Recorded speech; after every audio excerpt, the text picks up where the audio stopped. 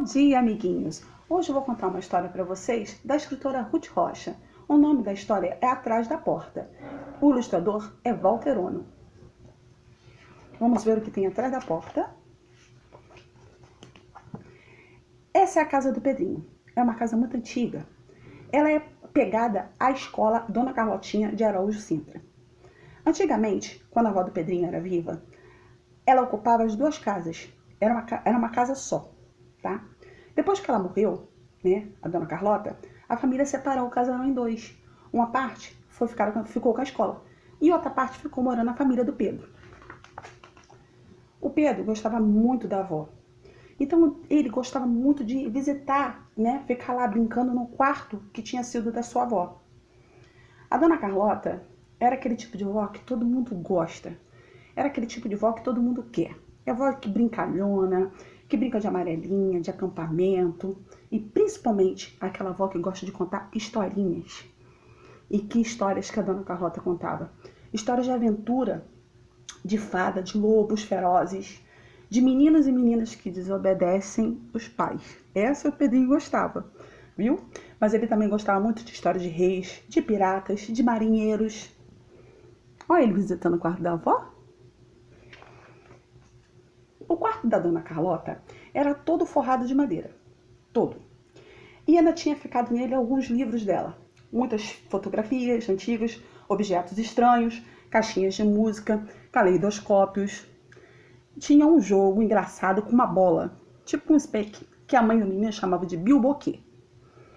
Pedro se lembrava de uns livros grandes, com muitas figuras que Dona Carlota lia para ele. Mas aqueles tinham sumido. Assim como um retrato da avó muito mais moça, com vestido bonito de cetim, com flores bordados. A mãe e o pai do Pedrinho viviam atrás dele, insistindo que ele precisava ler mais.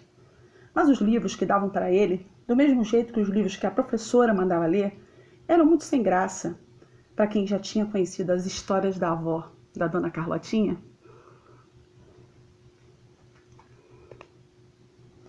Ele gostava das histórias da avó. Pedrinho, nas horas vagas, ficava mexendo em tudo que tinha no quarto da avó.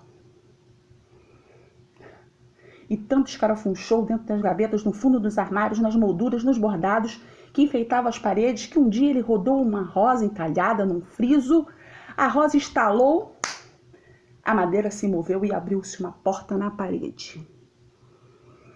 Era de noite e do outro lado estava escuríssimo. Mas embora Pedrinho tinha ficado com um pouco de medo, foi buscar uma vela e entrou pela porta que ele já estava chamando de misteriosa. A luz da vela tremia muito e levou algum tempo para que o Pedrinho enxergasse o que estava lá dentro.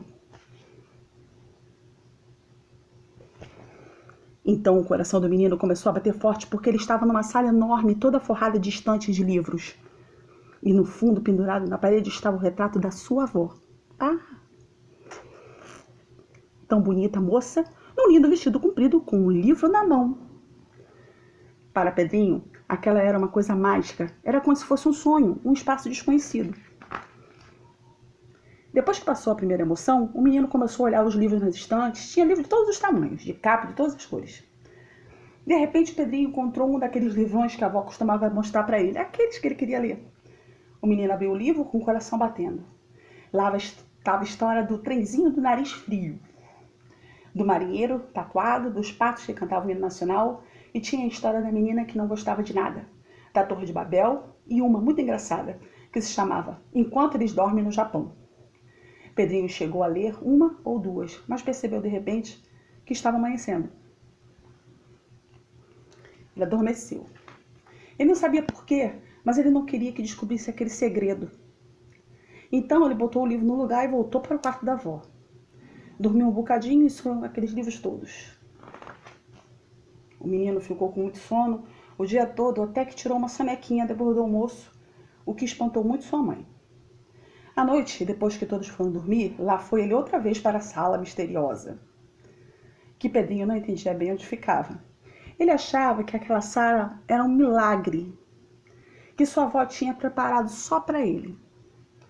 Ele leu bastante, riu muito das gravuras, dos cartões postais. Ele descobriu até um teatrinho de bonecos que sua avó tinha. No dia seguinte, o menino não pôde resistir e contou sobre a sala para o seu melhor amigo, o João. À noite, depois que todos foram dormir, Pedrinho desceu as escadas bem devagarinho, abriu a porta de frente e lá estava o João, que tinha trazido a irmã, a Tuca. Os dois estavam loucos para conhecer a sala misteriosa. A sala misteriosa virou novidade. E a Tuca também não pôde resistir. No dia seguinte, ela trouxe a prima, a Julinha, e a Julinha trouxe o Marcos trouxe o Cláudio trouxe o Miguel, e o Miguel... E quando vieram aquela criançada toda?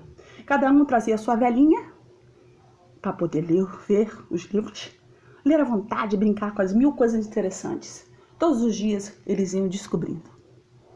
Muita leitura, né? Então aconteceu uma coisa engraçada.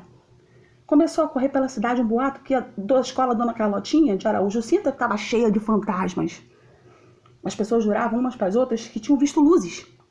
Luzes que andavam atrás das janelas, luzes que tremiam. O vigia, seu Virgolino, que na verdade dormia a noite inteira, jurava que eram mentiras. Onde já se viu? Fantasmas. Mas muitas pessoas afirmavam que tinham visto pessoalmente as luzes. Dona Gertrudes Afonseca Silva, que morava do outro lado da praça, ficava vigiando na janela a noite toda. E ela confirmava: são fantasmas, sim senhor, já vi cada sombra enorme lá dentro, pois credo. E seu Benício de Carvalho Pinto, que sofria de insônia e andava a cidade toda? Fantasma sim, fantasma. Dos bons, hein? Fantasma. Eu é que não passo mais pelaquela pracinha. Os pais do Pedrinho, Dona Joana e seu Antônio, ouviram falar dos fantasmas. Mas como eles não acreditavam nessas coisas mesmo, até que um dia a Joana levantou à noite para beber água e levou um maior susto naquela fila de criança. Todo mundo querendo entrar pela porta. Subia as escadas e entrava no quarto da Dona Carlotinha. Então ela chamou o Antônio e os dois foram atrás da criançada. Atravessaram o quarto e entraram pela porta secreta. Uma porção de crianças estavam sentadas à mesa, todas lendo. Todo mundo lendo, junto. Nas poltronas, com suas pequenas velas acesas. Ora essa! O Antônio exclamou. Que ótima surpresa! É essa criançada toda lendo. Mas Joana não estava entendendo. Ué, por que vocês não vêm ler de dia? O Pedrinho respondeu por todos. A gente pode? Claro que pode. Para isso que são as bibliotecas da escola. Mas aqui é uma biblioteca da escola? O João falou. É sim, disse Dona Joana. Ninguém sabia dessa passagem aqui, mas é a biblioteca da escola. Vocês não conheciam? Nós nunca entramos aqui, disse a Tuca. A biblioteca está sempre fechada. O pai e a mãe do Pedrinho se olharam. Ora essa! Para que serve uma biblioteca fechada? No dia seguinte, Joana e Antônio foram falar com a diretora da escola, Dona Babete Ventura. Não sei o que foi que eles conversaram, mas eles abriram a biblioteca com uma enorme comemoração e festa. Festa da biblioteca, última semana de outubro. A festa foi ótima. Vieram crianças de todas as redondezas, de todas as escolas de toda a redondeza. Teve uma surpresa muito grande para o Pedrinho. Com essa história toda, Antônio descobriu que os livrões que Pedrinho gostava tanto tinham sido escritos à mão pela Dona Carlotinha. Ela mesma, a Carlotinha, a avó dele, tinha escrito os livros todos. Então ele mandou para a editora Salamandra. E a Lenice, que é a editora de lá deles, gostou muito e resolveu editar todas as histórias. Então ele fez a coleção Bárbara, ilustrada pelo Walter Ono, pela Eva Furnari, pelo Zeraldo, pelo Carlos Brito, pela Helena Alexandrino, pelo Ivan Zig e por mais uma porção de ilustradores famosos e incríveis. Teve o lançamento dos livros e a Ana Maria Machado, e a Silva Ortoff, e o João Marinho, e Ana Flora, e Ed Lima vieram e assinaram muitos autógrafos nos seus livros. Eu fui também, né? E ganhei das crianças o prêmio Jacaré, que era um prêmio que eles inventaram. E as crianças podiam andar pela biblioteca toda e ver todos os livros, se sentar nas mesinhas para ler à vontade. E daí em diante a biblioteca passou a ficar aberta, como deve ser. E não só o dia inteiro, mas também nos sábados e domingos. E alguns dias, às vezes, até à noite. E a cidade inteira podia ir lá pegar livros. E agora, quando o Pedrinho fica com muita saudade da vovó, ele vai até a biblioteca e fica lendo os livros dela. Do trenzinho que tinha o nariz frio, do marinheiro tatuado, dos patos que cantavam o hino nacional. Então nós descobrimos o segredo atrás da porta. Era uma biblioteca. Um beijo a todos vocês e foi um prazer contar a história de Ruth Rocha.